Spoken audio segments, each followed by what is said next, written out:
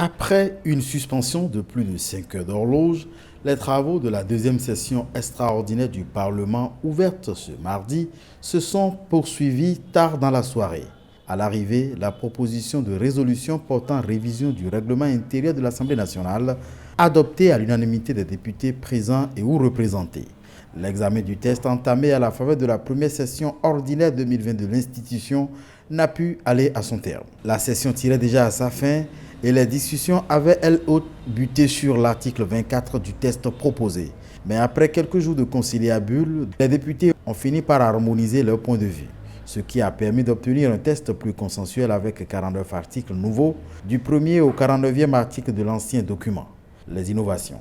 On retient entre autres que les députés s'organisent en groupe parlementaire par parti politique représentés à l'Assemblée nationale.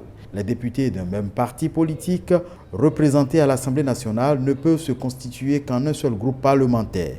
Aucun groupe ne peut comprendre moins de 10% de l'effectif total des députés à l'Assemblée nationale, non compris les députés apparentés. Un député ne peut que faire partie que d'un seul groupe parlementaire.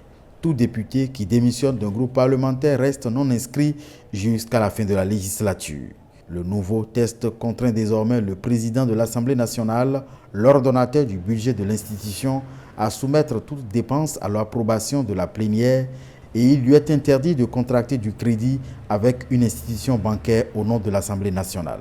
Le nouveau règlement de l'intérieur est bien accueilli des députés qui se félicitent d'avoir doté le Parlement d'un test révolutionnaire en remplacement de celui vieux de plus de 25 ans.